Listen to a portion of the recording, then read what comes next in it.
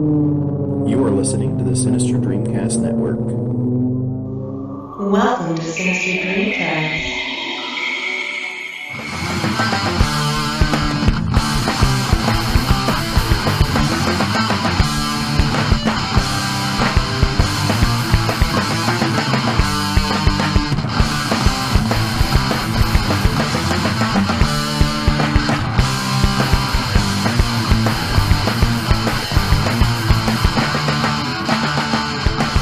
Hello, and welcome to Sinister DreamCast. I am Nick Kizina. I'm Julianna Hawk. And I'm Morgan Savey. Yay! Morgan's here. Morgan is a good friend of Jules. If you've listened to past week's episode of Scenario Store News, she filled in for Kirsten because she had to work. So we didn't get our shit together for this month's pop analysis, and I asked Morgan if she'd mind sitting in. And now I know how to pronounce your last name. Yeah. Nobody can pronounce my last name correctly the first try. I can count on one hand how many times people have said To be Savey. fair, Savvy is a pretty awesome last name. If it Yeah. Yeah. So. Yeah, we realized recording Scenario Store News, right before recording this, that just about this time of year, we've now known each other for 5 years. Friendiversary! And it's still hilarious that this is the 4th time we've interacted in person. So we need to fix that more. You're almost one for one. Almost. Almost. Almost. So, but yeah, Morgan was good enough to come in and save our asses, essentially, because I had no idea what I was going to do otherwise. So it worked out. So Kirsten not planning worked out for everybody. Yay! But I know it's also early. Usually we do this the last week, but the last week of this month is the day after Christmas, and I can't imagine making people watch a movie and take notes on it the Monday after Christmas. So I moved it up. And this month for December, and this is also the 3-year anniversary of doing pop analysis. Oh, shit. Yes, right? What did we do last year? Was last year? I think. Fuck, Yes, what was yes, last it's year? 3. Muppet Christmas Carol was last year. Was that only last year? Yes, it was only last year, I think. No, there's... Oh, wait, no, this is the 4th year, because last year was Die Hard. Yes, I was gonna say, no, I know we did... I forget about Die Hard because I've listened back to that episode, and we are so not into it because we want to talk about episode 7. Yeah. We're just like, I'd much rather be it's talking like- about episode 7 right Yeah, now. we all love this movie, but a new Star Wars just came out, and you're making us talk about another movie? Another reason why I also kind of wanted to do this earlier, because Rogue One's coming out this week. Yeah. It's coming out the day this comes out. So, I wanted to get that done and over with. So, but this December, our fourth year anniversary of doing pop analysis, we're doing The Princess Bride. So, a movie loved by everyone. I don't think I've ever met someone who hates this movie or dislikes this movie. Honestly, I'm not saying this jokingly. If you meet someone who genuinely does not like this movie, there may be something wrong with them. You don't need that negativity in your life anyway. Yeah, you don't need that negativity, and there's something just wrong. Like, they might be, psychotic or sociopathic. Because if they can't get that feeling in their... this doesn't affect them in, a positive manner, there might be something wrong with their emotions.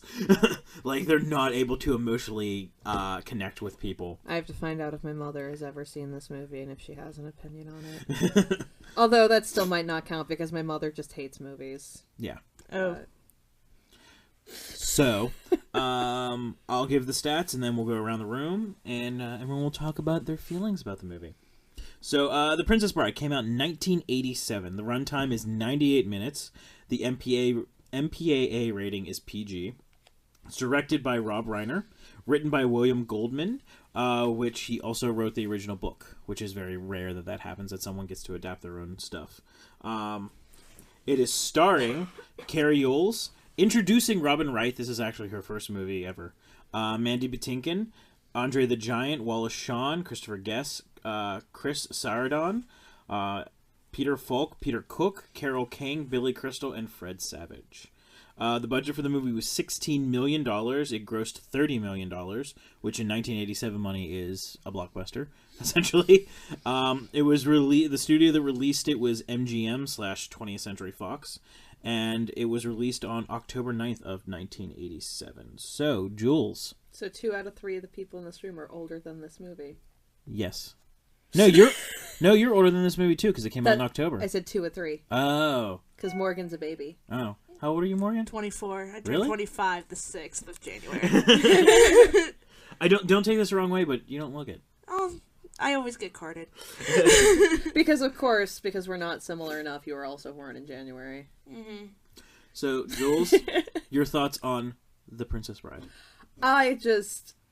This is just the cutest fucking movie. Like, it's referenced in everything forever. Like, it's almost as prolific in Tumblr memes as, like, anything else you expect to find on Tumblr. Like, it's just so good. It's so cute and so heartwarming and so, like, I'm pretty sure I actually did see this movie as a kid. Like, I think it's one of those rare movies that everybody grew up with that I actually did as well, but don't quote me on that.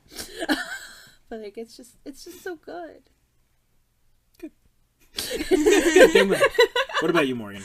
This is by far one of my most favorite movies of all time. Like, if you were to list, like, oh, we got this movie and this movie and this movie, oh, and The Princess Bride, chances are I will pick The Princess Bride every single time, depending on what the other titles are. I remember as a kid watching this with not only my dad, but also with my older brother. Multiple times I've watched it with my boyfriend and all of my roommates and stuff like that. I've also read a little bit of the book, and if you haven't read it, it's a hilarious read because there's also a lot of humor within the good feeliness. Yeah, I've actually read some of the abridged version of the book, which is the movie. It's the movie. That's what the abridged, that's it. Like, they add in the little bits, like the abridged version of The Princess Bride is flat out the movie. Well, I looked it up on, because Audible has 50% off deal right now. So I looked up The Princess Bride, and it's the unabridged version's only 2.5 hours long, like the reading. That's not bad. Yeah. So it's essentially an episode of Sinister DreamCast. So, for me, I actually didn't see this movie till I was like mid-20s, believe it or not. Yeah, I know, surprising. The roles are reversed. Yeah. Oh. So, sometimes that happens. There's certain movies that, like, if they weren't on my parents' radar, it was hard for me to get a hold of. And this one, I guess, wasn't on. The two ways that I ended up watching movies most of the time was my parents, and the vast majority of them through Joe and Jean. So actually, also indirectly Jean, because Jean would show Joe a movie, then Joe would show me the movie. So it's like there was a symbiosis, if you will, there. And this one wasn't really on any of our radars. This movie, like, it did well in theaters, but it didn't get the cult status until DVD. Like, not even VHS. It was DVD that came out, and then people were like, oh shit. I mean, I think it also was one of those movies because you only have to cut it for time. It was on TV a lot. Like, you don't have to really cut this movie down for anything other than time. And I don't even know if you really need to cut it down for time because it's a tight 98 minutes, for Christ's sakes. So, but yeah, if you have a 2-hour block with commercial breaks, that probably actually it works out perfectly. Yeah. But I think it's a really brilliant movie. So much so that it kind of has the same effect as Animal House. Because I recently rewatched Animal House, and Animal House doesn't have the same impact as it used to because Animal House has been stolen from so heavily that it seems tropey. Like, I rewatched it and I'm like, oh my god, every single R-rated college comedy just, like, fucking lifted scenes from this movie. And, like, The Princess Bride, not to the extent that, like, Animal House, but The Princess Bride kind of has that too, where there's a lot of modern retellings of fairy tales or fairy tale settings that they just kind of took straight from Princess Bride and just transported them into their movies. I think Princess Bride is probably, like, the #1 movie for, oh yeah, that's what that line is from. Yeah. Oh, that's a good way of describing it. Because, like, when we were just rewatching it, like, I had not seen it in a really, really long time to the point that, like, I didn't remember it very well. So, like, that was going through my head a lot. It's just like, oh yeah, that's what that line is from. Like, just... It's a very quotable movie. Yeah. It's a very, very quotable movie. I think every single person in this movie has at least one memorable line. I don't think there's one person in this movie that doesn't have, like, their spotlight with the line. Like, even Buttercup... I can't think of it off the top of my head, but I guarantee if we go through this again, you would find something that Buttercup says that's that way. Same thing with Humperdinck. Wesley has a shit ton. Yeah. Physic, here and there. Sometimes Andre the Giant's accent makes it super hard to understand what he's saying. Hi, lady. Yeah. I think that might be Hi, it. lady. It's just so pure. Yes.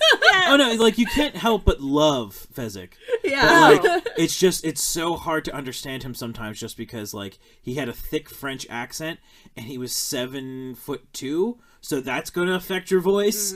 So, like, it just made it hard to understand him sometimes. So, let's get right into the notes. It is a great way to start a modern fairy tale with, like, a video game, which I thought was a really interesting thought on Rob Reiner's part. Is that, like, the movie starts with the Princess Bride title card, then you hear Fred Savage coughing, and then it cuts. The first thing you see outside of the Princess Bride title card is a video game, a 1987 video game, but a video game nonetheless. Which I feel like if they were to try to remake this movie, that would be the reason why. They'd be like, but the video game's not updated. Like, that's how a producer would try to pitch it. Just be like, but look at that video game. Come on, we can do better than that. But that would take away the charm. Yeah. But I like that, because, like, I don't feel like it happens so much anymore, because I think video games are more integrated in our culture. But in 1987, like, a lot of people didn't really think highly of video games. So, like, I like how Rob Reiner kind of juxtapose the video games with, like, books. You know what I mean? Like, how, like, that's ancient. Like, reading to a child, that's, like, in our fucking DNA as, like, humanity. So, like, to have, like, something like a video game and then to have something like a grandfather coming over to his sick grandson and reading him a story. And it's also really pure, too, because Fred Savage and Peter Falk don't have names. Like, their characters don't have names. It's grandfather, and grandson. I never actually thought about that. but Yeah. Yeah. Or grandpa. I can't remember how he does not have name. Peter Falk is just essentially Peter Falk. But I was never a big fan of the cheek pitching. Growing up Italian, that happens quite a bit. I don't know if you guys have ever had to experience that, like, legitimately. No. I am very grateful that I have not. No. Oh, no, I have. I mean, I've, like, going to other people's houses, I've had my cheeks pinched and I've experienced, like, 5-second culture shock. Like, why are you touching my face? Oh, I had it as a kid. I really did. Grandfather also throws a lot of great snark back at grandson. Just like, oh, thank you. Whenever he says, you know, like, I'll try to stay awake, he's like, oh, thank you so much. Like, I really appreciate that. That is like a sass master grandfather. Yeah. I want that in my life. Yeah. He's fantastic. Peter Falk is fantastic in this movie. I think he's still alive. Don't quote me on that, but I think he's still alive. I certainly hope so. Yeah. Okay. I'm not gonna Google it. No, it's fine. You don't have to Google it. I don't want you to. That's I don't want to right now. Ignorance is bliss. I'm gonna look up later. I won't tell you, but I'll look up later. So where is Buttercup's family and her parents? Because she's just on. Like, what were they expecting to happen? Because she's just on this farm alone with the dreamy dude. Like, how did they not hook up earlier? Valid question. I don't have an answer for you, sir. Because that's always kind of bothered me that you don't see, like, you don't even see anything else. There's not, like, chickens or anything like that on it. It's just Buttercup and Wesley. That's it. And, like, how did she hire Wesley? Wesley was just there. He's like God. He was just always there. True love. Yeah, I guess that might be what Goldman was going for, to be 100% honest with you. Same thing with Reiner. Like, that might have been what it's like. They've just always existed like this. So, like, that actually might be the legitimate reason. Look at you, Jules. Aha! I do want to know why Wesley loves Buttercup, though. Because she's a straight-up cunt to him. I mean, yeah. Maybe they try to shoot for the whole, like, hard to get, like, for, like, I don't want you. Oh, yes, you do. Yeah, because 1987. Well, I think it also... Okay, from a story point of view, I understand why Wesley loves Buttercup, because they're showing the true love. Because the theme of the movie is true love never dies. Yeah. So they're trying to show that that you know, like, it's just it's an unadulterated love. Mm-hmm. But, like, from a practical point of view, she's a bitch. Like, she's just a bitch to him for no reason. It's like, this is the only other person you live with, and you're treating them like shit. So... That's my thoughts on it, but that's always one of those things that I'm just like, she doesn't, until, like, she realizes that she loves him, there's nothing redeemable about it, because she's a cunt. Like, she's just like, I want to see my face in it. Like, she's just snarky and, like, horrible to him. But it's fine, because she's blonde and beautiful. I guess so. And blue-eyed. She is blue-eyed. Blonde, yeah. Robin Wright is blonde and blue-eyed. So, she's like a fine wine. I feel like she's gotten more attractive as she's gotten older, Robin Wright. If anyone knows what she looks like now. I'll Google that later. Okay. She was in something that we just watched, and I can't remember. Well, she'll be in episode 7.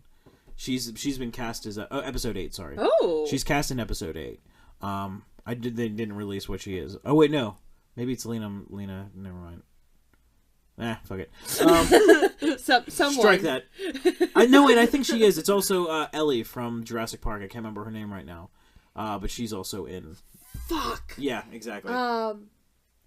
Fuck, because I know it. Because she was wasn't she also the mom in The Fault in Our Stars? Yeah. I want to say Lena Dunham, but I know that's not her name. Laura Dern? Laura Dern, yes. Laura Dern will also be in episode 8. Oh. With Benicio del Toro. He's one of the big bads in episode 8. Damn. Yeah. And he'll be in episode 9, too. He's also been confirmed for that as well. And I'm still just super pumped about Ryan Johnson. So, Carrie Yules smolders in this movie. Yeah. Like, straight up, in those early scenes, he just straight up smolders. Like, the way that Rob Reiner chose to shoot him, you're just like, damn. Like, I don't care what your sexuality is. You have to acknowledge that, like, Carrie Yules was very attractive in 1987. Yeah. He's still pretty attractive for, like, his age, because I think he's in his, like, late 50s at this point. But, like, in 1987, yeah. I mean, I think there's a lot of women out there that I feel like Wesley is their type. Like, that is their ideal type of man, is Wesley. Looks and personality. We're all thinking of, like, people that we know now. Like, yeah. Oh, I know someone. One of my good friends.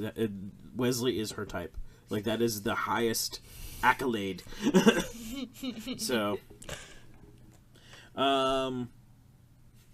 Grandson is like all modern audiences. They're not even, like, 5 minutes into the book, and he's already bitching about it being, like, a kissing book.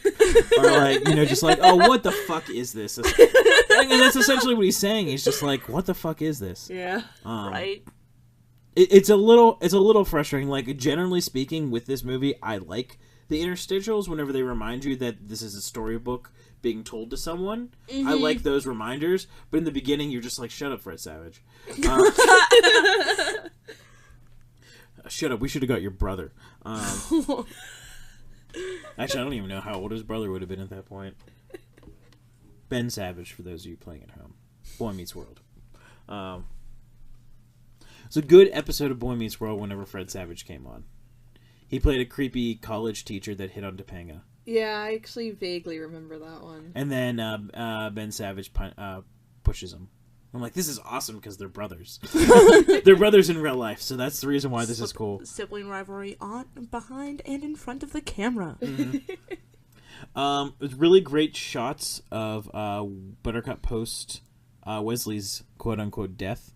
Whenever they show the scene, the shot that I'm thinking of specifically is her sitting inside the cabin all by herself because she doesn't have family.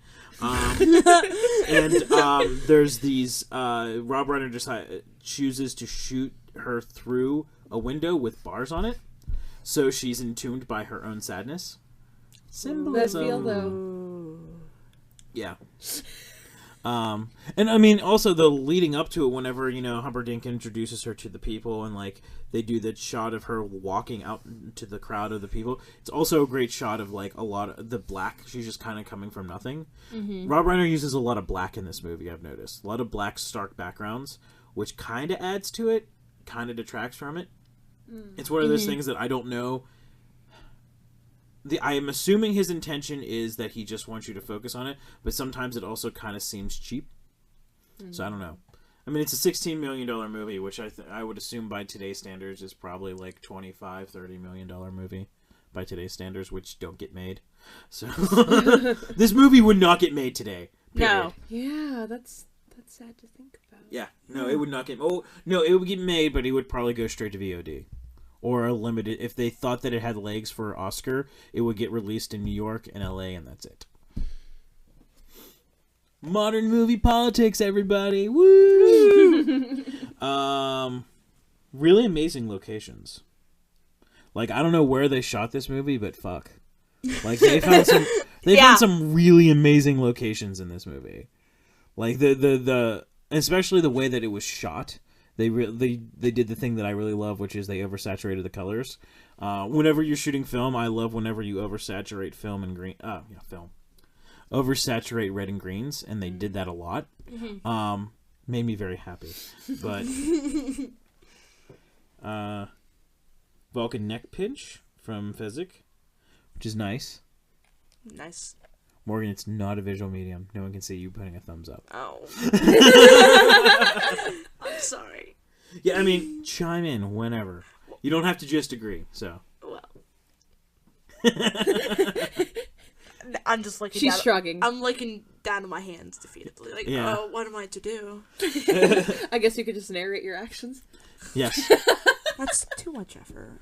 See, when we started watching the movie, you started commenting immediately, and I'm like, oh, this should be fun. That's just what I do. Like when she was on Black Emporium, and like I'm on. I grew up with the MST3K, so They're redoing it. I know. I'm pumped. I'm excited. They did a good job. Yeah. Jonah I haven't Ray? seen any of it. It's not released yet. They're still working on it. Oh well, you just never mind. No, because Jonah Ray talks about it. He's like, it's really hard. Like, writing it, he's like, it's really fucking hard. So, Wallace Shawn is a great asshole. Like, he's just fantastic as a dick. Rex, the toy, great.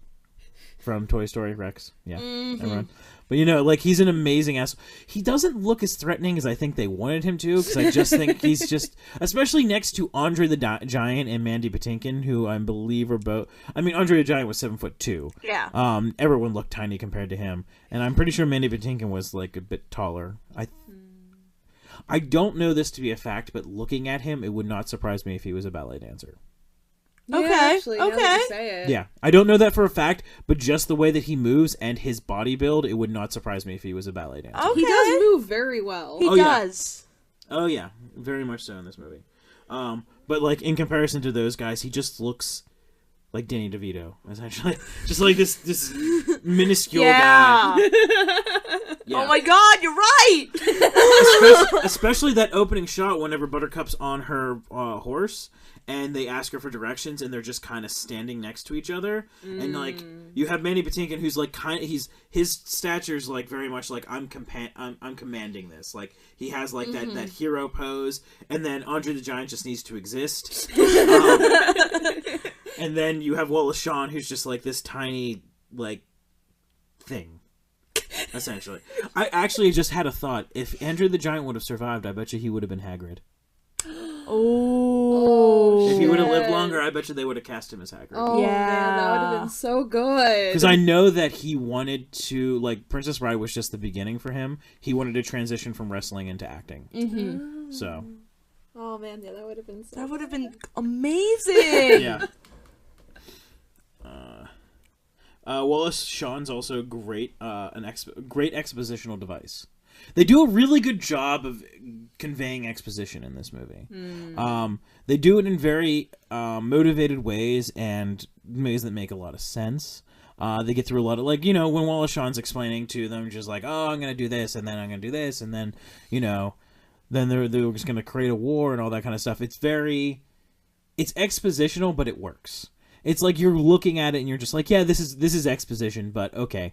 I'm on board. Just, okay, keep talking, I suppose. See, really expository dialogue can be very, very annoying when it's not done well, but, when it's super expository dialogue and, it's done in a way that you accept it, I'm almost more impressed than, just going, you should have found a better way to do this. Yeah, I mean, whenever you can get a lot of exposition out and the audience accept, that's a skill unto its own. Because whenever you go to film school, they talk about oh, you should never use expositional dialogue. Something that took me a really long time to shake, because when you're writing shit, I'm like, oh, that's too expository. But at a certain point, the audience needs to know what the fuck's going on. Mm-hmm. So sometimes you need to be expositional.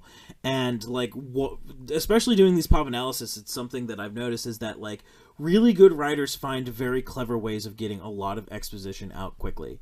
Like we were talking about when we did the episode for Teenage Mutant Ninja Turtles, how they got through all their expositional dialogue was having April in a newscast explain what's going on. It's acceptable, but you get a lot of information down really, really quickly.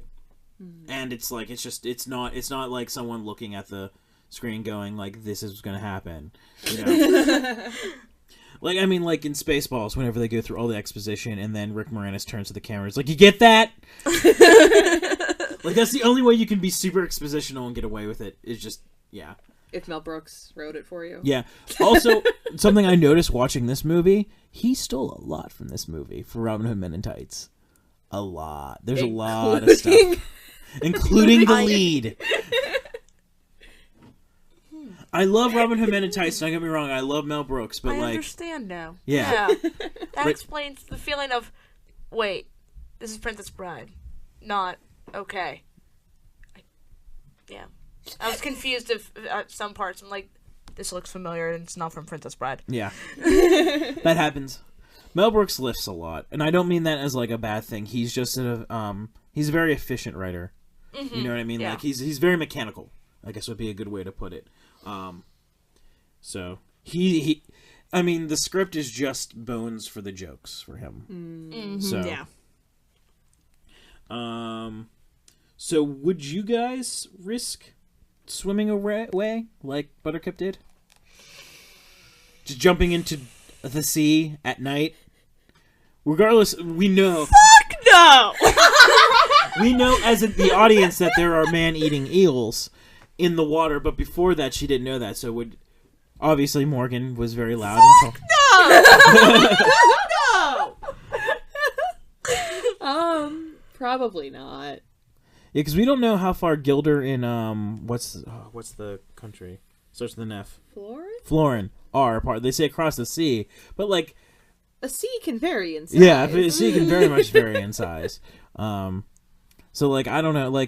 I understand why she did it, but I feel like I would rather wait till we got to land before I tried to get away, as opposed to swimming in the water at night in the middle of the sea. Unless you go with the idea of, I would rather die than have them have the... I'd rather not die in the water. Okay. There's a reason why I hate sharks, because they combine two of my biggest fears. Drowning and being eaten alive. Oh. I learned something about Nick tonight. So, See, this is why you need to come around more often. Okay. Yeah. You learn so much. But yeah, no, what about you, Jules? Because... Did you answer? Probably not. Yeah, I was going to say, neither would I, but yeah. I understand her mentality, but I think I'd rather wait till we got to land. Yeah. Or, maybe she also had the idea of, I'd rather die than have them be successful. But at the same time, you get... killing me. Indigo and Fezzik, rather, are both... They both seem very reasonable. You pick up on that real quickly. These are decent guys, they're hired guns, they're essentially bounty hunters, but, I would think that she could try to charm them. Especially Fezzik, because he just seems like a big teddy bear. Yeah. Fezzik would be okay, you go. Yeah. You go. Sorry. Don't listen to him. We sorry. Those are some creepy ass eels, though. Like the design of those eels are just like eels. Okay, eels in real life are fucking creepy looking to begin with, and those things are probably what 6 foot, 350-pound eels with like shark teeth. Yeah. And they also like screech when they're going to eat you. Like this is just a bunch of fears put together.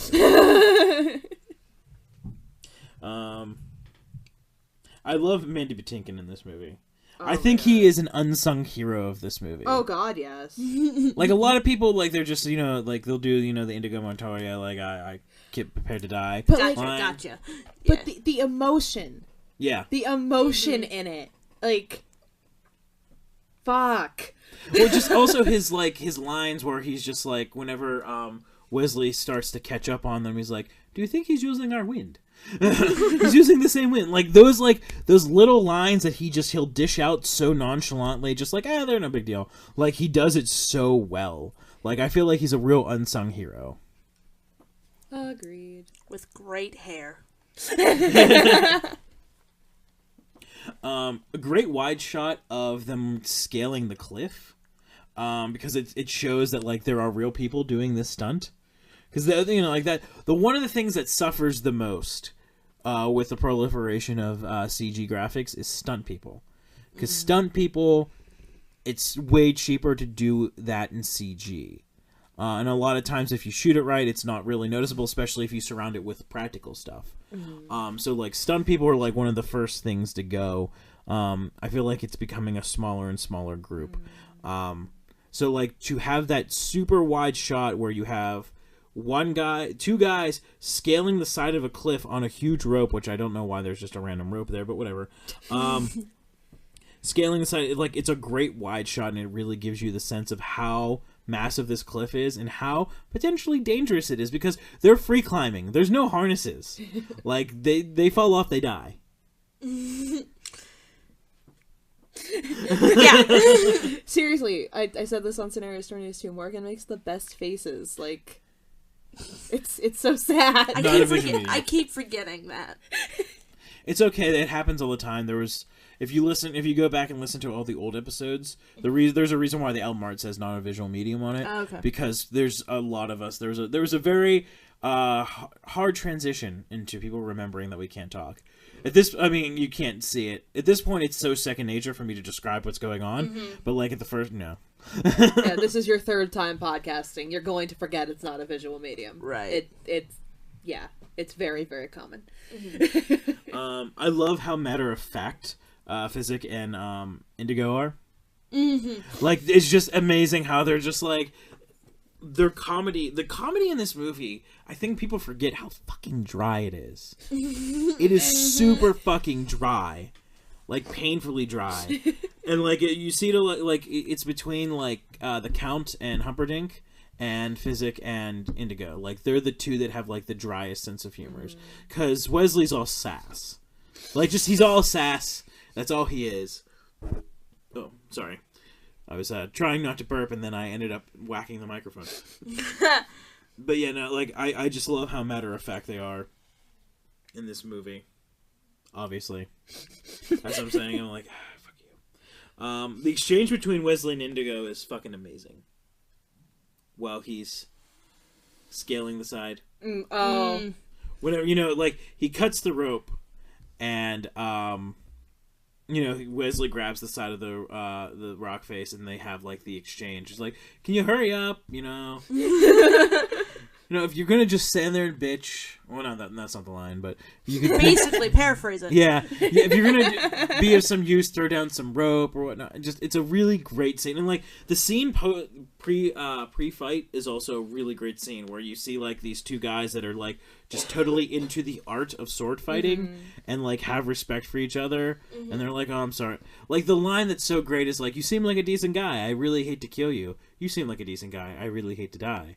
Like that's I love that line. Yeah. That was another. That was a because I see that one a lot too. It's like, oh yeah, this is what that's from. I also really, really love the like, I would sooner like shatter stained glass or however it was. Then I would But- sooner shatter a stained glass window than destroy an artist as great as you, or something like that. Something like that. Yeah, Yeah. I really like that line.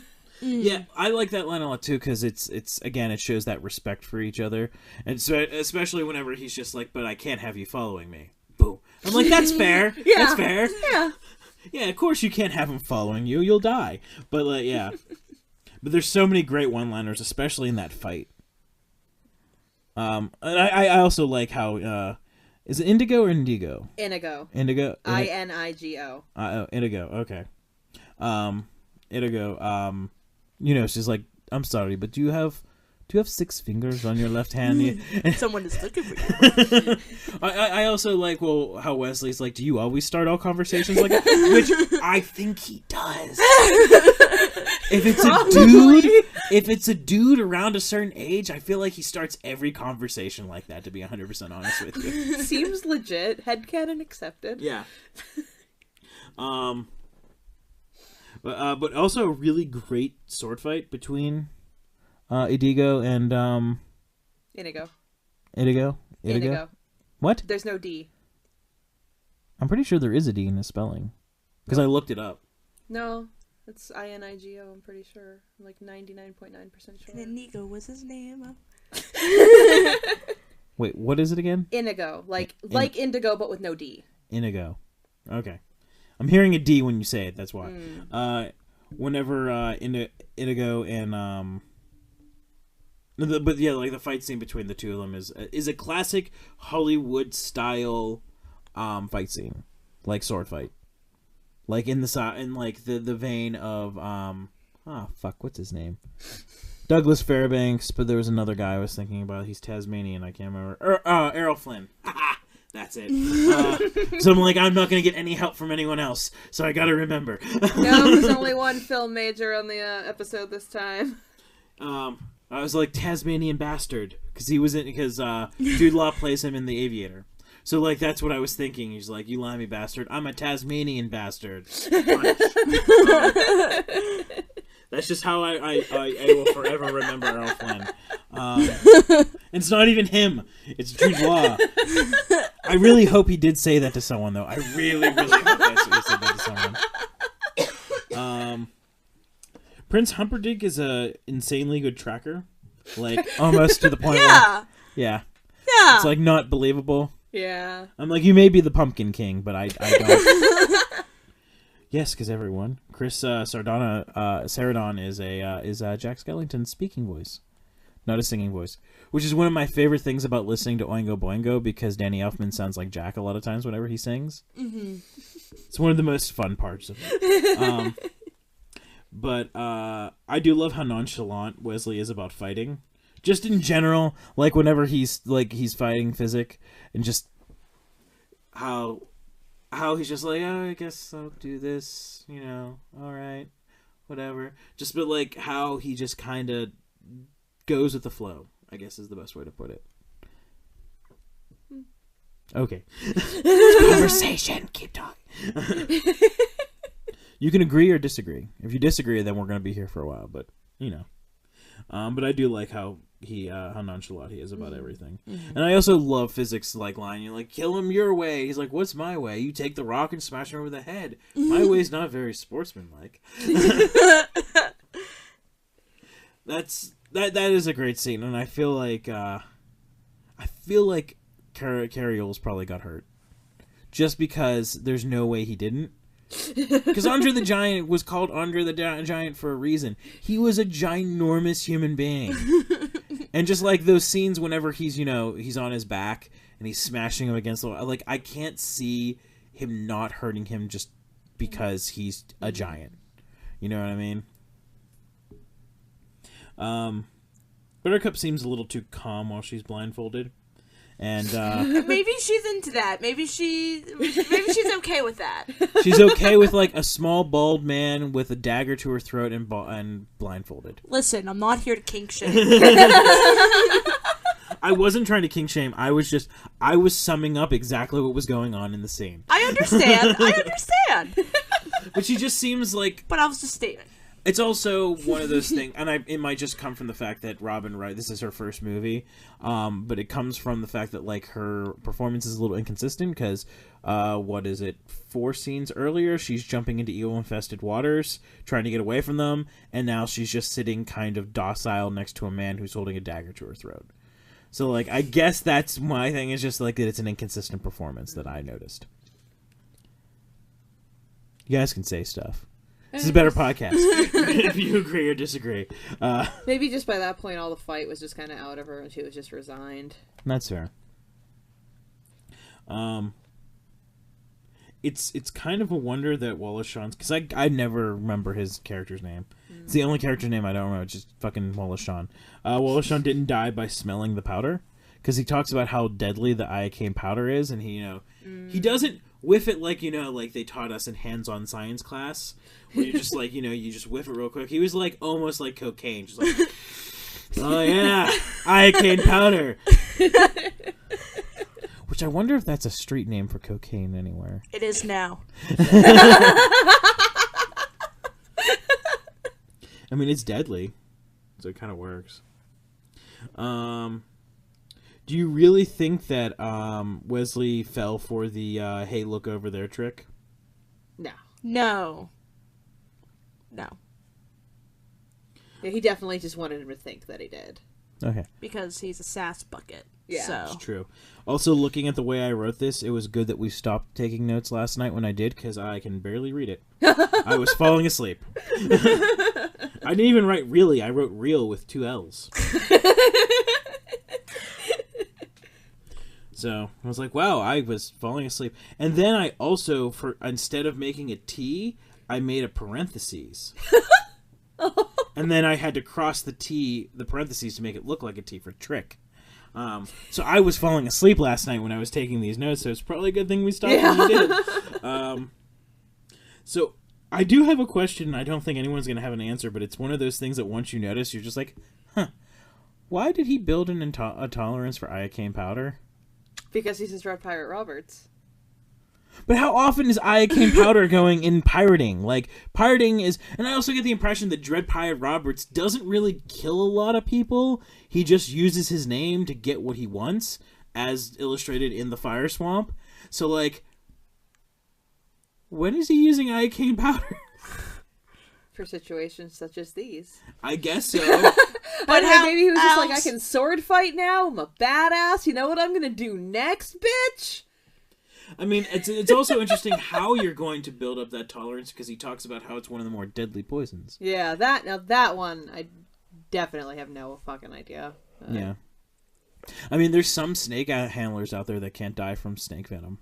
Yeah. Because they've been bit so many times, they have a tolerance for it. But yeah, thoughts? Maybe just in that universe, pirates use that sort of powder very often, more often than we think. I don't know. I don't know. I don't know, because it is confirmed it's in our world, because Indigo is Spaniard. Yeah. Oh. Yeah, Huh. I don't... Silence. I got stumped. Also, do you guys think that he's a little too harsh to Buttercup post-drink battle? Well, Whenever he's playing with her, like, he's playing with her the entire time, like, saying, like, making her still think that he's the Dread Pirate Roberts, which he is, but, like, he's not Wesley. And, like, she's just kind of, like, because she's a little insolent to him. Mm-hmm. But, like, I feel like he was a little too harsh. I'm going to play devil's advocate and say no. No? Why? Yeah. Because,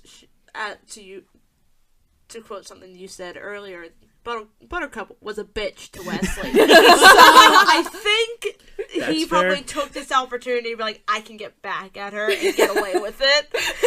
That's fair. So maybe he did for, like, I'm going to assume that, like, it was really, like, a couple years. Oh, yeah. A couple years of her, like, tormenting him. So, like, this is him. Yeah, I can see that. Yeah, probably has it, like, he just got to get it out there. But how do you do that? Oh, with a mask and alias. There you go. Time to shine. What about you, Jules? Do you think he was too harsh? I think I'm what Morgan said. Really? Like he threatens to hit her, and I'm surprised. I mean, I like once you know who he is, I don't think he means it. Yeah. I mean, granted, that's still like just from. So you think he's just acting, like he's just playing a role? Yeah, I mean, it's still like a fucked up thing to hear that someone's gonna hit you, but I don't believe him at all. That's fair. It just, yeah, I'll go with that. It just strikes you a little out of care. I don't know. It's a great scene. I really love it. It's such a juxtaposition to Wesley the entire time, which is the rest of the time was just as you wish. Yeah, you know what I mean, sort of thing. So it's the title of the episode, and I felt the need to get it in there somewhere because it's a great line. So it's a really, really great line to the point where I feel like as you wish is it's like nerd shorthand for I love you. I mean, it is. It's like the iconic line. Yeah. Mm-hmm. One of the iconic lines. Okay, that's fair. There's a lot. Yeah. Wesley's so snarky. He's such a snarky motherfucker. It's fantastic. Like when in the scene where he's fucking with Buttercup and I'm the Dread Pirate Roberts. What about your Wesley and all that kind of stuff. He's just so snarky and so like I don't give a fuck sort of thing. And just it's fantastic. I feel like that's the scene. Like beyond the fact of like Wesley has this undying love for Buttercup for some reason. I feel like that is the other part of this personality type that nerd girls go ape shit over. Is like that super sassy kind of rebel sort of thing. Okay. Jules and I just look at each other like, Okay, I swear to God, I'm just gonna make this one statement. I just have to say it. We need to do an episode of Black Emporium where we go through the parallels between The Princess Bride and Dragon Age 2. Okay, leave it there. But that and the undying love, I feel like, are the reasons why, like I said, he's like a paragon for a lot of women. A lot of nerd girls specifically. Maybe even some non-nerd girls, to be honest with you. Because this is a kind of a crossover movie. Yeah. Like, there's a lot of... It's very much part of, like, the nerd pantheon, but it's also mainstream enough that there are people that, like, this might be, like, the only movie they really like. You know what I mean? Like, I feel like The Princess Bride's one of those movies that, like, the people who are like, oh, I don't like movies, but I like The Princess Bride. Like, that's the kind of person I'm talking about. Horrible people. Those kind of, yeah. It always amazes me when people are like, I don't like movies. I'm like, they still make you? My mother. And the thing that they always say is like, oh, you don't learn anything, book, or like this fucking hierarchy where like reading is somehow better, or, you know what I mean? But documentaries exist. Yeah. Documentaries exist! I watch a shit ton of documentaries. Fucking love documentaries. Now I learned something about you, Morgan. See, we're learning things. But it's also a great way to tell him, like, the way that he reveals that he's Wesley is perfect. Where, like, she pushes him down the hill and it's just, as you wish. I'm like, that's a perfect way. It also looks super painful, so I guess she got what she could coming to her. Because that hill is, like, it's steep to begin with, and then Rob Reiner tilts the camera, puts it on a Dutch angle to make it look even more, like, steep. So, like, it looks painful. Yeah. And I don't know, like, I would have to watch back, but I feel like it is Carrie Yoles and Robin Wright doing that stunt. Which wouldn't surprise me, because I guess... Well, $16 million is a mid-range movie, so they probably had to pinch some pennies, especially since it's a period piece, so those are generally expensive, even in 1987. So they might not have been able to afford a stunt person for that day, or stunt people, because they need 2 people. Yeah. You need a woman or a very slight man to do Robin Wright, so it sounded dirty. So... I just noticed this the first time I watched this. So, like, they get to the kissy stuff whenever they meet up for the first time post Wesley's quote-unquote death. And then Fred Savage interjects saying, "Oh, more kissy stuff." And he's like, "Why don't you skip? The fire swamp sounds cool. Why don't you skip to that?" So grandfather does skip to that. What are we missing? There are scenes that we are missing. You're absolutely right. Yeah. Oh my god. I guess that's why we have I to didn't read the think of that. actual book. Ah, shit. I am curious if that is one of the... And honestly, props to William Goldman for, like, finding that. Like, using the device that he established in the movie already, where it's a story being read to a child, using that to his advantage to abridge his own movie. To abridge his own script. Mm-hmm. Morgan put her thumbs up. Sorry. Yeah. I forgot again. It's okay. It does take a while. But yeah, but I am dying to know what we did miss. It can't be that much because I mean they were at the bottom of the hill and all that kind of stuff. But like, and also, if we're to believe, grandfather only skipped a page, but still, what do we miss? So are the trees quite lovely?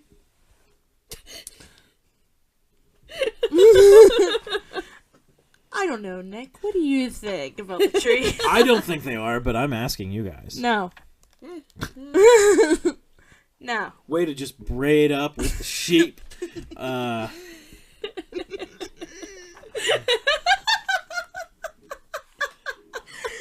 Sheeple. That's how you know someone's horrible if they call people sheeple. They're a horrible human being. But yeah, Probably a libertarian. probably. I do like how nonchalant Wesley is about the entire fire swamp. Like it's just He's like been there before. Like, oh, okay. Do I get this the again. impression he's never been there because they even said that line. She's like no one's ever survived the fire swamp. You're just saying that because no one's ever survived it. Like he's never been in there. Well, like I love that. Like Buttercup gets burned once. And so then he figures out the popping sound. Yeah. And so then every single time he just like picks her up and moves her like it's nothing. Yeah. Like I love the fluidity of that. And also how nonchalant he is about putting out her dress. Because, like, that's a real fire. Like, in real life, on the set, that's a real fire. That's really Carrie Yules going, like, putting it out on Robin Wright's dress. So, like, how nonchalant Carrie Yules is able to be while he's putting out a fire, which could potentially go out of control. There's a good chance it could go out of control. It's kind of funny, and no, it's not kind of funny. It is funny. It's great for his character. So like, props to Carrie Yules, which I feel like very underrated actor. Yeah. I feel like he does not get the props he deserves, especially on the comedic side. He's one of those actors like who is it? Leonardo DiCaprio is actually a really fantastic comedic actor. Also, he doesn't get his dues for that. There's a lot of like people that are fantastic like comedic actors and that don't do enough comedy. Like Bill Pullman in Spaceballs, fantastic, amazing comedic performance. Don't get the props for being an amazing comedic actor. I did it again. We're just letting you self-police at this point. That's the only way I can learn. So would you guys like to live like the way Wesley did, where every single night the Dread Pirate Roberts says, "Good night, Wesley, good job, I'll probably kill you in the morning"? No. For 3 years. 3 years he lived like that. I mean, I feel like after the first year, maximum, you probably start going, he's probably not going to kill me in the morning. Yeah. I mean, to be fair, Ryan, Dread Pirate Roberts, sounds like a pretty decent guy, to be 100% honest with you. Like, all things considered, he seems like most of the Dread Pirate Roberts sound like they're good guys. They just want shit. Yeah, I mean... Well, I mean, okay. We all want shit. If you're going for, like, the historical time, which we're generally judging, it's probably 1400s. Like, you don't got many options. Like, there's a reason why piracy was a thing, is because it was the best chance you got. There were a lot of pirates that retired, actually. So, it was a good, especially, like, in comparison to, like, the British Navy. The British Navy was responsible for more piracy than anyone else because they're, not even privateers. They were the discipline was so fucking strict that people would jump ship immediately and just become a pirate because it was preferable. Yeah. Do you know where Cat Out of the Bag came from? Let the Cat Out of the Bag? it's from the British Navy because they used to discipline people with cat o' nine tails. So they would keep it in a bag on the main, I don't know boat terminology, on the main mast, if that's what it's called. They left it in a bag. You're right, mast. Okay. They left it on the mast, and to let the cat out of the bag is you're going to get punished. So yeah. Oh. Yeah, it's not talking about a Mew Mew cat. It's talking about the thing that scourged Jesus. Yeah, that thing. That's the cat that they're talking about. I like both.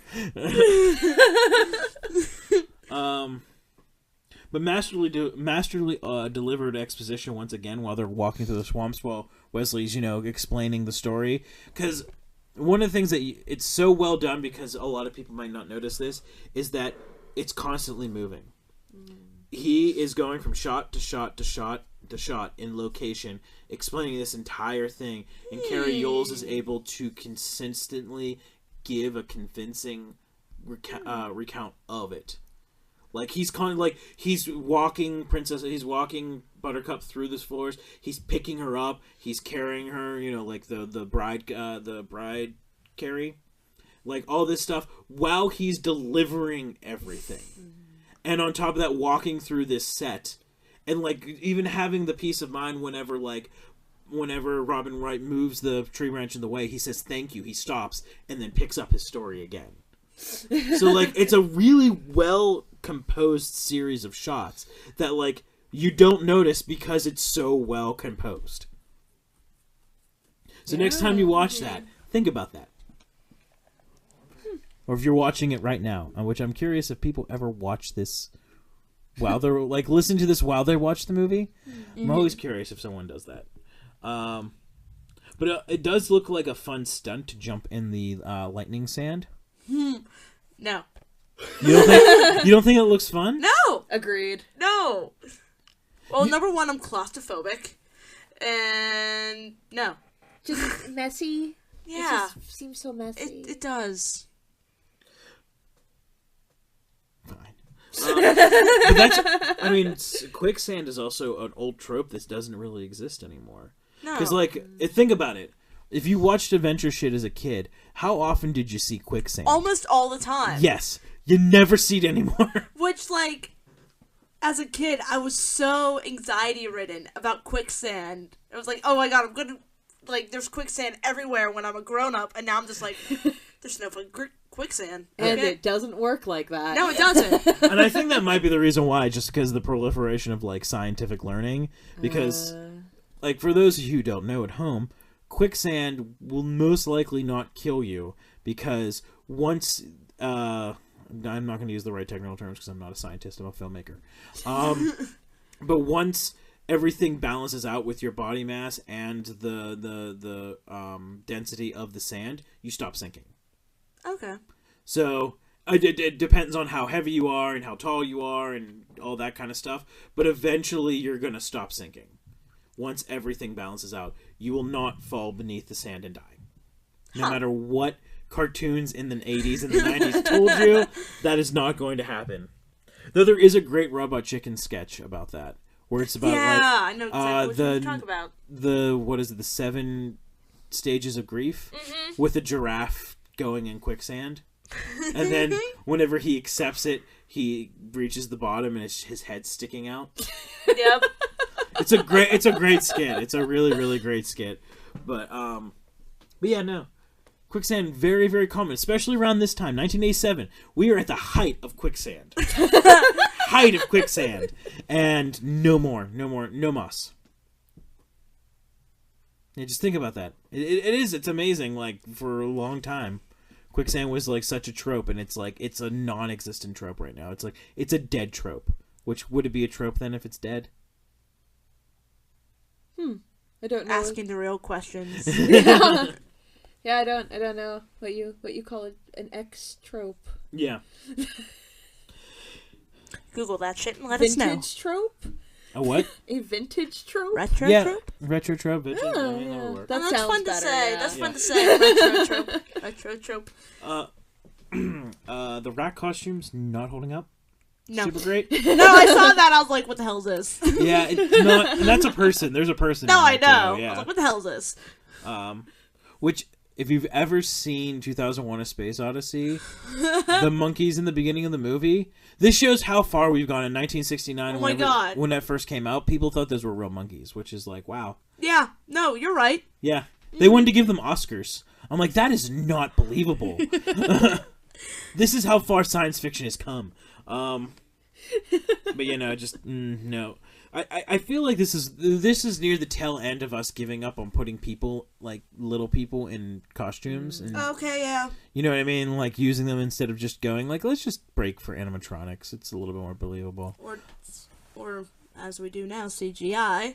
CGI was still like it happened because I believe Young Sherlock Holmes was either the 1987 or 1988, which was the first movie to integrate like full-fledged CGI. Oh.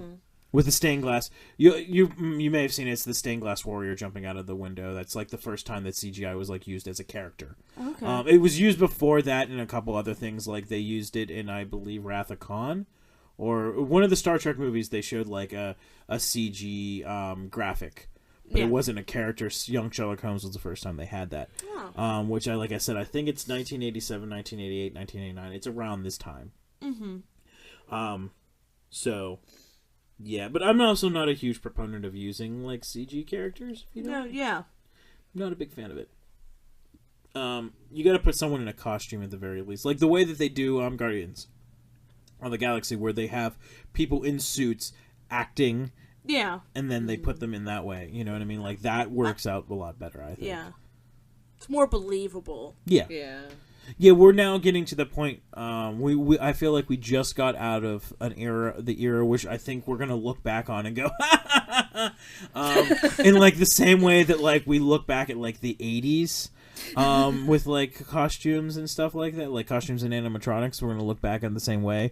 Where everything was CG. Mm-hmm. Now we're getting into the era where filmmakers are like, no, this is going to be real life, and we're going to enhance that with CG. Yeah, it's getting really good now because they're actually mixing it with practical effects. Yeah, because one of the keys to CG looking real is lighting. And when you don't give the CG artists lighting references, it's going to look like shit. Like, one of the biggest things that they use CG for now is they'll do real-life costumes, and then they'll do CG mouths for, like, creature effects. Like they did in, if you've seen Chronicles of Narnia, the Lion, Witch, and the Wardrobe, the Minotaur is CG mouth, everything else is real life, and it looks great. It looks very believable. You don't really think much about it. Just because no matter what, they just can't get animatronic mouths to move super fluidly. They did it in Ninja Turtles, but no one else has seemed to like been able to do it. Like the 90s were like that, I've noticed, where there's like these freak occurrences of like perfection with effects, because like Jurassic Park's that way. Like Jurassic Park's, the CG effects in Jurassic Park still fucking hold up better than CG effects in movies from last year. Like the fucking Brontosaurus in Jurassic Park looks better than Spider-Man does in Civil War. In some shots. Mind blown. Yeah, think about it, like, and well, that also comes from the fact that like there's so many CG effects that there's more than one house doing them, effects house. So like, not everyone's always of the same caliber. But yeah, like there's a lot of freak occurrences like that. But back to Princess Bride. I'm learning so much about the film industry tonight. Yeah, that happens. Really great timing on the ROUS attacking Wesley. He's like, I don't believe they exist. And then just, JK, motherfucker! They're not real, lol, JK. Yeah. I also have the line, which is fucking do something, Buttercup. Like she's just watching Wesley like hit him or something. I was having that thought too. Yeah. It's like, seriously, you got this fucking stick and you're just kind of like tapping him with it. This movie is so self-aware. It's not even funny. And I also find it interesting that Wesley doesn't go for the neck on the rat. Whenever he does stab, he just like stabs it in the side. I'm like, that's just gonna, like, it's not gonna kill it. Just fucking go for the neck. Like, just drive that rapier. Like, there's a reason why we use the term rapier wit. Like, you know what I mean? Like, just drive it into the fucker's neck. Because, I mean, he went for his neck. Right? True. That is the most graphic scene in this movie, where he's just like, okay. Yeah. I honestly, I feel like the MPAA would have given that one a PG-13 today.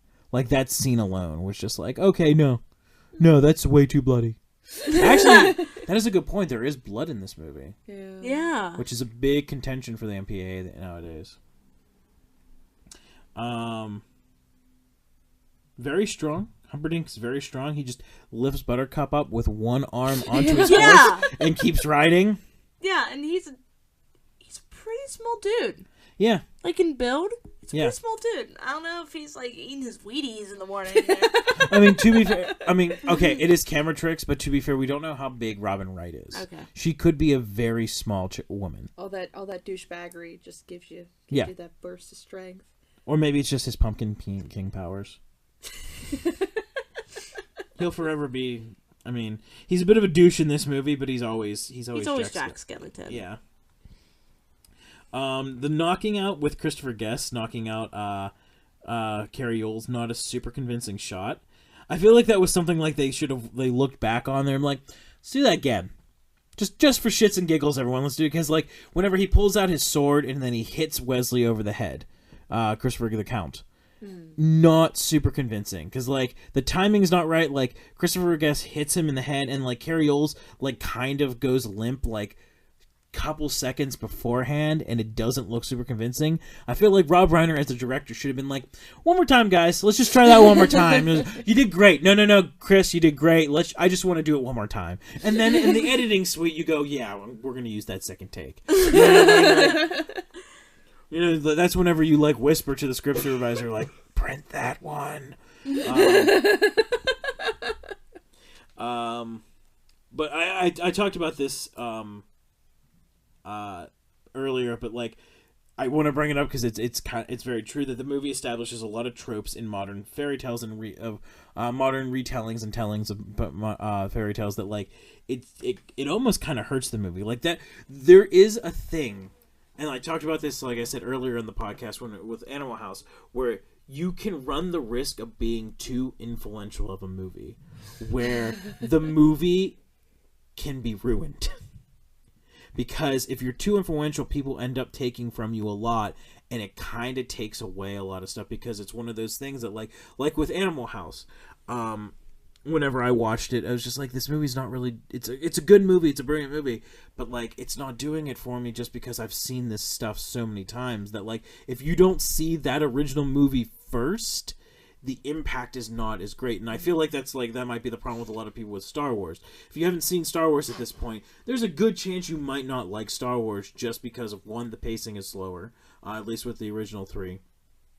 And 2, it's such an influential movie that, like, you probably have seen this movie without realizing you've seen this movie, sort of thing. So, like, there is a chance that something can be too influential, and, like, Princess Bride kind of teeters on that a couple times. There's some stuff that like gets that. There's some scenes and some sequences in this movie that have been lifted so many times that they kind of lose their power. Okay, I was just waiting for anyone else if they wanted to chime in. Though Humperdinck's a dick, very harsh for when Buttercup comes in and is like, "If I marry you, I'll be dead by morning." Like, that's harsh. Yeah. Like, if you could imagine someone coming in and going, like, I'd rather die than be married to you. Like, we know, like, dramatic irony and everything, we know he's going to kill her and all that kind of shit. Right. And, like, he hired all these people. But, like, that is still fucking harsh. Yeah. I don't know, because it's also established that, like, from the beginning, like, he picked her, she didn't want to do this, she didn't want to do this. He's like, nah, you'll get into it eventually, it's cool. She's like, I don't want to do this. He's like, you will. Okay, to be fair, that is super common. I mean, yes. It but is at the super same time, common. I feel like, I don't know. But death, just to come in so, like, matter-of-factly and go, like, I'd rather kill myself than be married to you. You know what I mean? Like, like I said, I'm not trying to defend Humperdinck. I'm just putting myself into that situation where I'm just like, if someone came in, if you were to come in, Jules, and go, I'd rather kill myself than be married to you, I would be like, ow. But you're not forcing me to be here. I But know. she was forced to be there. I don't know. I'd feel the same way. Like, I have to agree with Nick on this one. I mean, I see what you guys are saying, but I guess it's still like, I don't know. To me, it's still almost like, what the fuck did you expect, dude? You were forcing her to be there to start with. He's not expecting anything because of the time period. It's very common. I'm just saying, I'm taking myself out of my modern mindset. That's all I'm saying. Well, okay, so then, going that, this is very common for the time, which I do realize, then extra double awesome good for you points to her. Yeah. for being a trailblazer. But also, he's very convincing. Like, he's very good at being convinced. Like, there's some times where you feel bad for Humperdinck whenever, whenever... Because a lot of times, and this is very much like a compliment on Chris Sarandon, his performance, because a lot of times whenever you have those scenes where he proposes a deal or something, the way that the actor's choice to play it is usually kind of smarmy and like a wink to the audience where it's just like, I'm lying. Okay. His decision to whenever he's like putting out the deal of like, I will write four copies of a letter, I will send 4 of my fastest ships in the 4 directions, and if he finds you and he comes back to you, bless you both.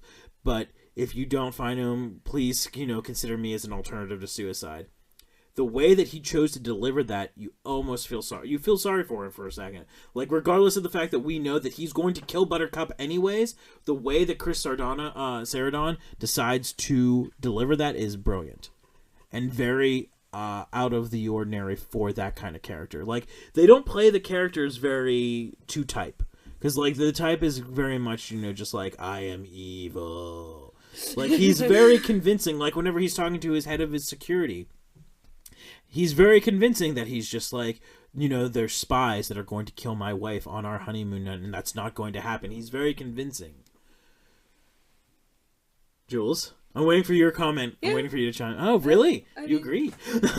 I mean, like, just from like just from a performance standpoint, like, yeah, if I were, the person he was speaking to, I would have no reason to doubt him. He does have that confidence and that just, which almost makes him creepier, because it's like, no, dude, you're really good at this. Yeah. Psychopath. That's fucked up. Yeah, really dry delivery of jokes, especially whenever they're Chris Guest and Humperdinck are outside of the pit of despair, and he's like, "Oh, do you want to come down? Wesley's healed, so all that kind of stuff," and just how dry and deadpan their delivery is insane. It is absolutely insane. Just it's like, I have my country's 500th anniversary to plan. I'm getting married, and I have my wife to kill. I am absolutely booked. And then whenever Christopher Guest, like, he responds with like, well, if you don't have your health, you have nothing at all. Just how fucking dry it is. Just like, it's like, bravo, gentlemen. Bravo. So, really great camera movement from Rob Reiner, because he's not really known for his camera movement. He's known as shooting things simply. He shoots this very simply, too, but there's a couple of shots that are pretty good, which is whenever he's showing the machine. And he shows, like the water coming towards camera, and then he takes the camera and he pans the whole entire camera and brings it out so you can see the entire machine in context with Wesley. Like, that's a great shot. That's an amazing shot. Yeah. I have to agree. That's one of the only dynamic shots in this movie, but it's still a really great shot. So I want to recognize him for that. That's one of the things. Like, I'm trying to get like putting a little more technical aspects in, just to vary it up, as opposed to try to differentiate us from Mystery Science Theater 3000, essentially, because that's what happens a lot of times whenever you would go and critically look at a movie. But, like, some of the movies, that's really fucking hard, and this is one of them. Last month was also very hard, too. Real hard to look at Teenage Mutant Ninja Turtles 2 with a critical eye. Real fucking hard. But I wanted to give props where props are due, because that's a really fucking fantastic shot. A drunk Spaniard with a sword feels like the beginning of a joke. Whenever, yeah. You're right. You're absolutely right. You're right. with Indigo just like swiping his sword around. And, yeah. I love him. He's a fantastic character. Mandy Patinkin plays him so well. He's my favorite. He looks nothing like that nowadays. No. If you look at his IMDb page, he just looks like an old father figure. Like that, like no hair, nothing like that. Pretty sure the last thing I saw him in was Criminal Minds. Yeah, that's what he's been doing lately. So yeah, and he does not look like Inigo Montoya at all. I mean, like, almost 30 years has gone by now. But... Yep. 30 years in October. I want to try to sober up someone like Physic did with Inigo. Oh my god. Which, essentially, he's waterboarding him. Yeah, that's exactly what I thought. I was like, what the fuck? Do you think that's where the Bush administration got the idea? They were watching Princess Bride? Oh, I hope not. That just ruined the movie for me. Good night, everybody. A really great cut to Inigo saying, like, there will be blood tonight, and then cutting to Humperdinck sharpening his dagger. It's a good editing shot. That's a really good editing shot. Like, good editing cut, everybody. Yay. There's not many of them in this movie. Like I said, and like I don't mean that to be snarky. I'm not trying to be snarky. It's just like it's a very straightforward movie. This movie's about the writing and the acting. It's not really about like the direction. The direction doesn't the director can't Rob Reiner did a good job directing this because he did not try to get in his own way. He let the material speak for itself. Sometimes the director has to take the reins and like this is his story, but like this is very much like William Goldman's script. I really feel like we need to see Humperdinck. We don't need to see okay, on the opposite end of this, we don't really need to see in modern times. You would not see this. See Humperdinck taking Buttercup to her room. No, like you would never see that. We would cut from Humperdinck's chambers to Buttercup's chambers. The door opening, him throwing her in it, door closing. That's it. We would not see him grabbing her, walking her down the hallway, putting her in a room, and then walking away. Like we would never see that nowadays. Like that's a pacing thing, and like that's a good example for those of you who may not be as fluent in like film language, and you hear us talking about like pacing. That's a good example of the difference between modern pacing and like even pacing from 30 years ago. Like that's the kind of stuff that like you would just cut that. Like I would never cut it that way. Never. I have no interest in seeing someone walk down a hallway. Like that's also another good example if you're a James Bond fan. Dr. No, there's just a scene of him walking through the fucking airport. Never would happen nowadays. Never. Great shot of Inigo praying. Like it's a really pretty shot. It's played up for laughs. But there's still that heart to it. Yeah. Yeah. And that's in Mandy Patinkin's performance. Yeah, like just please let me hug Inigo Montoya. Like he needs a hug, and I would like to give him a hug. So thoughts: luck or father? Finding the pit of despair. Fucking luck. Luck. See, I actually want to think father because, like, we're in a fantasy setting to begin with. All right. Yeah. So. Okay. Yeah, I'm gonna go with that as well. All right. Joel wins. I'm usually like the cynic, though. I usually wouldn't say that, But now in this... I'm here.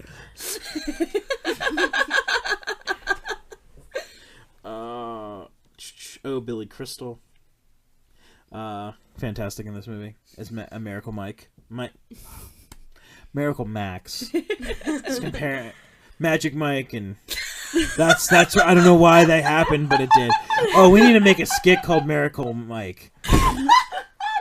Yes, please. Where we put someone in old man makeup, like Probably a really hot Johnson. guy. Oh No, it has to be a real cut guy in old man makeup, dancing while he's reviving a Wesley.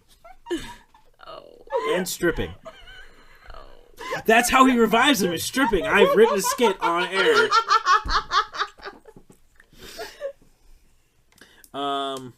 Great shot of Max. Okay, that's another like a technical thing. It's a really great, really well composed, evenly composed shot of Billy Crystal with the bellows.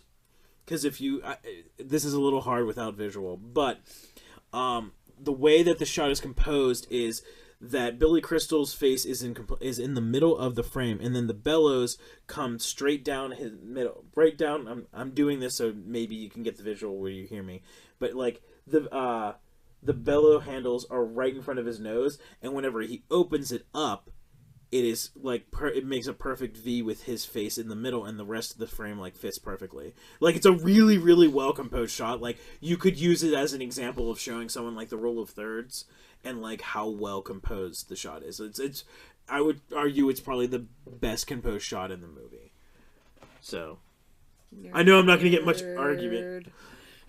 So these are the times whenever I miss Megan being on. She's like, oh yeah, it's really great. Like I miss having Megan on that whenever. Megan also went to film school. So, amazing reaction shot from Indigo. No, what is it again, Jules? Inigo. No D. Inigo. See, again, I'm hearing the D even when you say it, so like that's what's fucking me up. I feel like even if you know it and you feel like you're saying it right, it's probably still hard to say just because like indigo is a word. Yeah. So I guess like Fezzik calls him Indigo. Does he? Yes. Yeah. But that also might just be under the. I was gonna say, or is that his accent? Yeah, I was gonna say that also might be but it's a really great reaction shot of him watching Miracle Mike and his wife. Miracle Max. I like Max as a name, so I don't even know why I keep doing that. Miracle Max and his wife arguing. Just Andy Patinkin doing a great job. He did a thumbs up. Yeah, that's right. But I went. I clicked my tongue, so everyone. And Morgan just flicked me off. But the 30 men don't look super threatening. No. I have to say though. No, they don't. I'm just glad I was the only one that thought that. No, they don't look threatening. Like it's like 30 of you versus one Andre the Giant. This is still not a fair fight. Yeah. Cary Yules does some amazing body work in this movie. Like whenever he doesn't have his limbs, essentially. Mm-hmm. Oh yeah. Some really great acting body work. How he can keep his body limp like that is pretty fantastic, especially his head. Yeah, it's like the amount of control that it probably takes to look like you have no control like that. Yeah. But like keep it like that is impressive. And not hurt yourself. Yeah. Honestly. Peter Cook, the Mowage guy. He actually, it's funny because he had a really long career of doing like a lot of really subversive comedy in England, and he's known for one scene. He goes down because Craig Ferguson used to wrote with him for a little bit, and he had some great stories. One of them was because he did a lot of I think he did a lot of skit writing. Don't quote me on that, but to the point where Prince Charles was a fan of his, and he got a call from Buckingham Palace saying like, Mr. Cook, His Royal Highness the Prince of Wales would really like to have dinner with you some night. Would the 14th work for you? And Peter Cook took a phone book and just went, picked it up and just went, let me see, and then made sounds like he's looking through his book. He's like, oh no, I'm sorry, I can't do that night. Seems I'll be watching television. Like, that's Peter Cook, and everyone just knows him as Mowage. So I just wanted to bring that up. Not that it's not a fantastic performance, and it's a really great honor as an actor or performer to be known for something, even if it's anything. Just like to bring that up, that Peter Cook had a really great career outside of just Mowage. So the Andre the Giant on fire, pretty scary. It's a pretty scary thing. Yeah. I would also like to know how he didn't get burned. Like, to the point where Rob Reiner and William Goldman were just like, don't worry, he's fine. Like, they just play it off, like, because they go from a shot of him on fire inside to the marriage, and then outside he's not wearing the cloak anymore, and he's fine. Like, they're just like, don't pay attention. just don't look at that.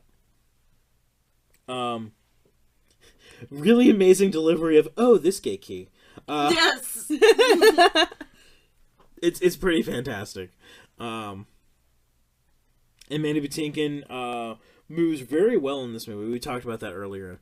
Just like whenever Chris Guest comes with his guards, and he's just like, kill two of them, leave the one alive, and fucking Inigo just takes them all out. Like, the way that he moves is pretty fantastic. Which is one of the reasons why I'm like, I wonder if Mandy Patinkin is a fucking ballet dancer. It was a former ballet dancer, just the way that he moves. Going to Point Park, I have an eye for dancers at this point. And fun fact, everyone, dancers walk on their heels. Yes, they do. Yeah. Yeah. They walk real fucking heavy. Then why the fuck do I do that? I don't know why. I had no idea that was a dancer thing, because I've always done that. It's a real big dancer thing. Mm-hmm. You can hear them. They stomp around. They walk on their heels. It's weird. I highly doubt the, year-ish, maybe, that I had of ballet when I was, 4 had that much of a lasting impact. Andre the Giant had really great comedic timing, so it's really sad that he didn't live much longer. Yeah. When Chris Guest's character is like, oh, I remember you. You were the Spaniard, blah, blah, blah. Like, how many fathers has he killed?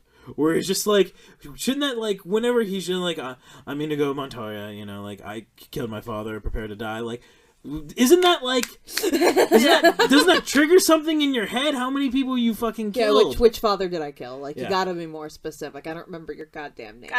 Gotta pull out the Rolodex. Yeah. God damn it, who are you? The little sword movements whenever he's trying to kill off Inigo is pretty fantastic. Just It's a cute little scene in something that's really dark, actually. If you think about it. No, it is. It's also super badass that he's offer me this, offer me that, and then scars him the same way he scarred him, and then still fucking kills him. That's badass. Yeah, but then still, with that just twist of the knife of emotion, he makes him offer him anything to beg for his life, and I'll give you anything you want. I want my father back, you son of a bitch. Yeah. Ow. Mm-hmm. Yeah, that's the emotional high point of this movie. For a movie that is about love and true love, that's the emotional high point of the movie, where he's just I want my father back, you son of a bitch. Just fantastic. Seriously though, even the first time that he sees him and says, my name is Inigo Montoya, you killed my father, prepare to die. You can, he delivers that so well, because I feel you really do get, I have been waiting to say this to this person for 20 fucking years, and this is my goddamn moment. Yeah. And it just, a punch to the feels. Amazing delivery from Carrie Yules about the ears thing. Till pain. Oh my God. I was a little afraid. Yeah. I was a little bit afraid. And then Rob Reiner's choice to push in on him slowly while he's doing it. Mm-hmm. It's a fantastic scene. Yeah, that's fucked up. Yeah. That's fucked up. I respect that. Humperdinck also gives up very easily. Yeah. Very, very easily. He deserves to get tied to a chair. Though I would have scarred him some way. I understand why, Wesley doesn't want to kill him, because, he feels like he's better than him or something like that. But, I would have scarred him in some manner. Mm-hmm. The same way that, Chris Guest's character fucking scarred Inigo. Do you think Inigo became, the Dread Pirate Roberts? I like to think so. Because they never wrap that up. I never thought of that. Yeah, because the story just kind of ends with them kissing. The story does, the movie doesn't, but yeah. See, I kind of also just like to think that, they all stuck together and were just total bros forever.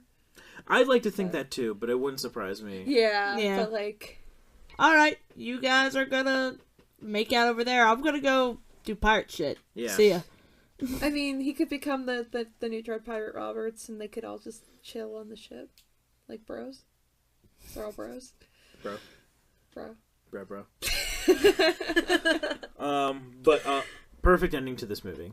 With grandfather saying, "As you wish." Like, Yes. there's no better way to end this movie. Like, come on. Yeah. How You're could right. how could you end this movie any other way? But it's like, it's perfect. It's a little, the pacings, again, that comes down to, like, 1987. But, like, the pacing is a little slow where, like, Peter Falk decides to, like, looking for shit for, like, no real reason. Yeah, I was confused about that. It's like, you got your hat, got your glasses, you got your book. What the hell are you doing? Yeah. So, but yeah, that's The Princess Bride. Any closing thoughts? You want to add about the movie? No, now I gotta go home and read the book. I gotta go home and read the book. It's understandable. It's just so good. It's a very sweet movie. It's one of my favorites. Yeah. It deserves all the accolades it gets. It's a really solid movie. It's a very good example of, like, pure escapism. Yeah. It's what we as a society, I feel like, want all of our fairy tales to be like. Mm-hmm. Lord. Email. Hey! But yeah, so you guys got anything else you want to add about the movie? So Morgan, what'd you think of your first pop analysis? This was fun.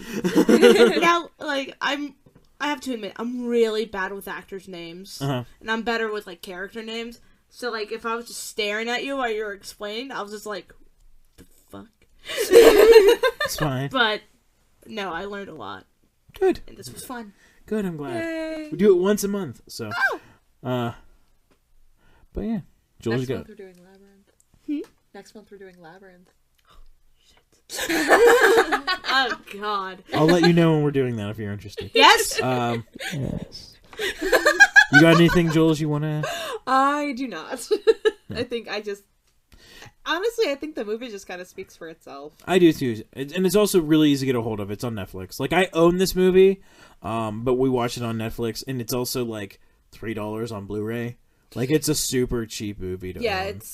It's because everybody loves it. You can find it. Yeah, it's a really easy movie to own. Like I said, I feel like it's one of those movies that even people who are like, I hate movies, own for somehow. You know, it's like, it's one of the 3 DVDs I own. Those people. Mm-hmm. It's like, bitch, I got 300 DVDs. He really does, though. I'm not doubting him. I can show you after we're done. It's fine. You got anything else you'd like to add, Morgan? No, I Cool. don't think that wraps it up for me, to be honest. Cool. You have anything you like? Any projects or anything you want to plug? I'm pretty boring. That's to fine. be honest. So. Cool. Well, I guess on that note, I am Nick Kizina. You can follow me on Instagram at Sinister DreamCast with no E in Sinister. I'm Julianna Hawk because Anders.tumblr.com. And I'm Morgan Savey, which is barcodeddna.tumblr.com, and I also am barcodeddna on Instagram and Twitter. Hello, my name is Indigo Matoya. You killed my father. Prepare to die. See you next week. Thank you, and may the Force be with you. You have been listening to the Sinister DreamCast Network. For more from Sinister Dream Productions, check out www.sinisterdream.com.